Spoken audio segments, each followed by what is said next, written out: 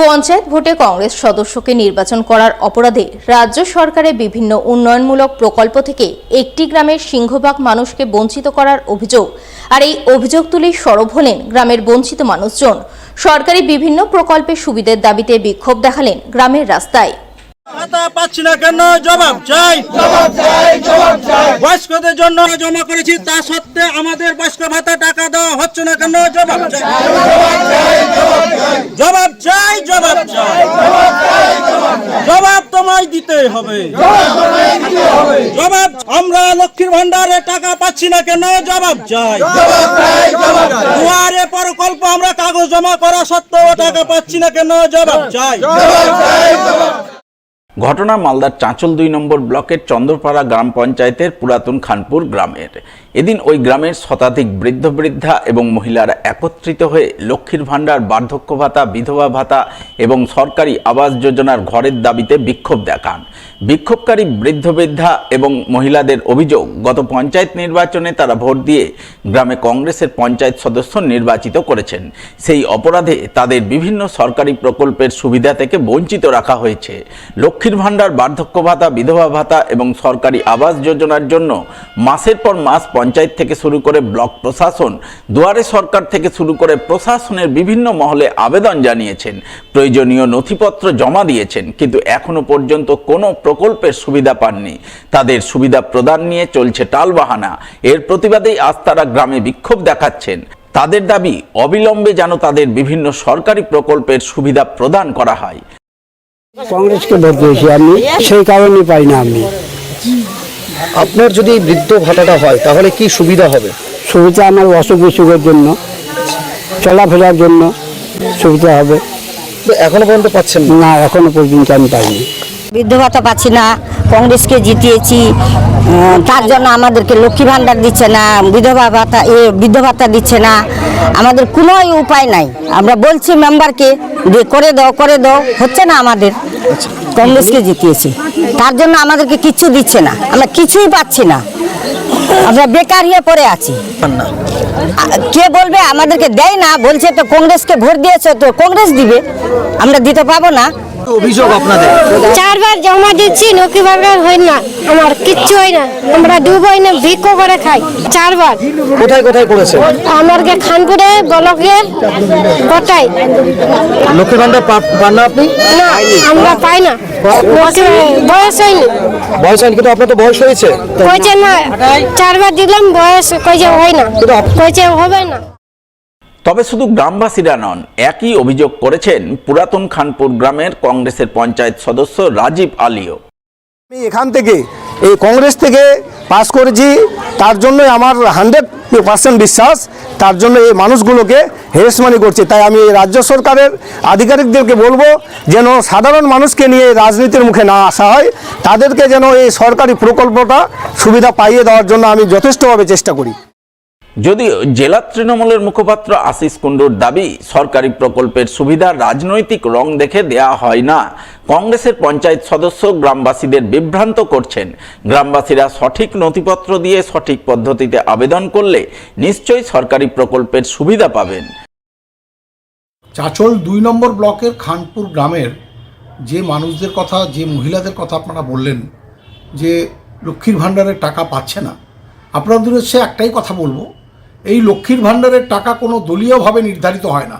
বাংলার জননেত্রী মুখ্যমন্ত্রী মমতা বন্দ্যোপাধ্যায় যে 94খানা প্রকল্প সারা বাংলার আত্মীয়তার বন্ধনে আবদ্ধ করার জন্য বাংলার মানুষের জন্য তৈরি করেছেন, সেটা সরকারিভাবে দলমত নির্বিশেষে সকলের জন্য দেওয়া হয়।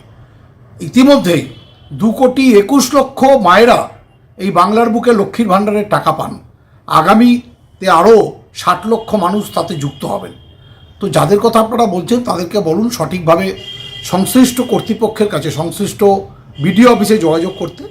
তারা অবশ্যই, তারা যদি অ্যাপ্লাই করে থাকে, অনেকগুলো লক্ষ্মী ভাণ্ডারের টাকা হয়তো অ্যাপ্রুভ হয়ে আছে, তাদেরও টাকা সব একসাথে ঢুকবে।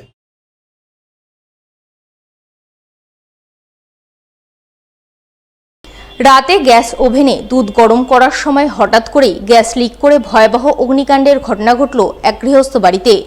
অগ্নিকাণ্ডে পুড়ে ছারখার হয়ে গেল গোটা বাড়ি।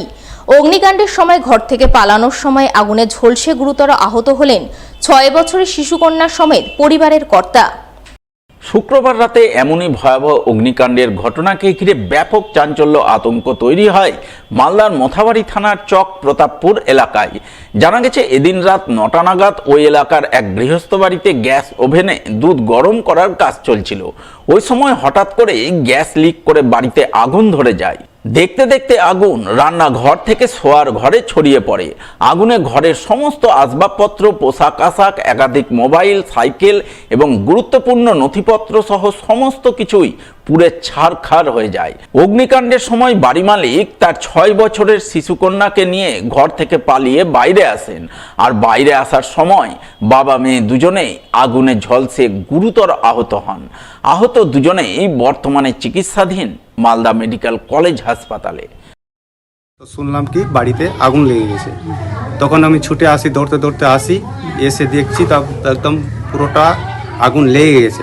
মসজিদ থেকে যেহেতু নামাজি ছিল, আর নামাজ থেকে সুন্নত নামাজ কিছু পড়েছে, কেউ কেউ বেরিয়ে গেছে, বেশি অর্ধেকটা লোক বেশি বেরিয়ে গেছে। বের হওয়ার পরে সহযোগিতা করে মুজাহাটো আগুনে। এবার মেয়েগুলো তো ভিতরে ছিল, ওদেরকে বের করতে না পেরে মেয়েটার পুরো তো ভালোভাবে ক্ষতি হয়ে গেছে, বাবারটাও ক্ষতি হয়েছে। আর সামানগুলো যত আছে পুড়ে গেছে, মনে হয় যত ইম্পর্টেন্ট কাগজ ছিল, ডকুমেন্ট ছিল, সব পুড়ার পরে বাইর করে আমি তখন চলে গেলাম ভাইটাকে নিয়ে হসপিটালে। ওখানে লিজিয়ে আবার ওখানে ট্রিটমেন্ট করে ওদেরকে সদরে ট্রান্সফার করলো, মালদা মেডিকেল। হ্যাঁ, মালদা মেডিকেলে। তারপরে ওখান থেকে আমি বাড়ি আসলাম। বাড়িতে এসে দেখছি তো সম্পূর্ণ পুড়ে গেছে একদম। কি পুড়েছে? মানে মোবাইল, মেশিন ছিল একটা, সাইকেল ফাইকেল যত ছিল, আর খাট, সোফা, এলনা টেলনা যত ফার্নিচার ছিল, বাড়ির ফার্নিচার ছিল। কত ক্ষয়ক্ষতি হবে? প্রায় 3-4 লাখের মধ্যে হয়ে যাবে।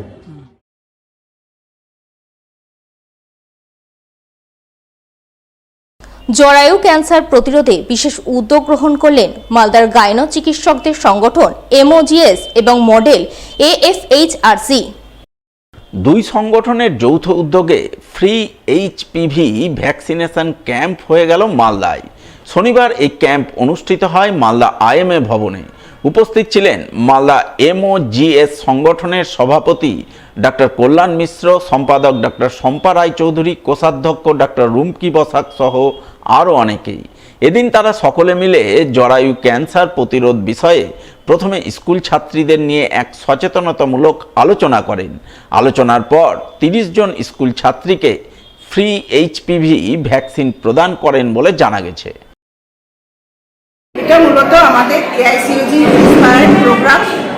AICOG আমাদের গাইনি সোসাইটি অল ইন্ডিয়া একটা গ্রুপ, তার ছোট্ট শাখা হচ্ছে MOGS বা Malda obstetrics and gynaecological society.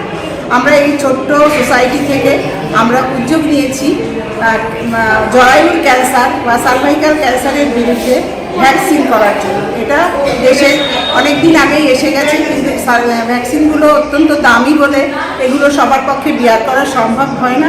সেজন্য আমাদের এই সোসাইটি থেকে আমরা চেষ্টা করেছি, আমরা যারা ম্যানুফ্যাকচারার কোম্পানি তাদের থেকে আমরা কথা বলে তাদের থেকে যে কিছু সাবসিডি দিয়ে আমরা ভ্যাকসিনগুলো নিয়েছি, যেগুলো বেশ কমেই পাচ্ছি। আমরা সেই সাবসিডির টাকাটাও আমরা MOGSরাই দেব। আমাদের যারা সার্ভিস প্রোভাইডার ওরা সব ফ্রিতে পাবে। আমরা মূলত স্কুল স্টুডেন্টকে বেছে নিয়েছি, 9 to 14 ইয়ার্স স্টুডেন্ট, এদেরকেই আমরা দিচ্ছি। এটা সম্পূর্ণ ফ্রিতে দেওয়া হবে। 2টো ডোজ পাবে এরা। আজকে একটা পেলো, ঠিক 2 মাসের মাথায় আবার আরেকটা পাবে। আমরা 30 জন ছাত্রীকে বেছে নিয়েছি। এই 30 জনকেই ফার্স্ট ডোজ দেওয়া হচ্ছে, আর 30 জনকেই আমরা আবার সেকেন্ড ডোজ দিয়ে দেবো। এভাবে আমরা যদি এটাকে কন্টিনিউ করতে পারি, চালিয়ে যেতে পারি, তাহলে আমরা খুব আনন্দিত হব।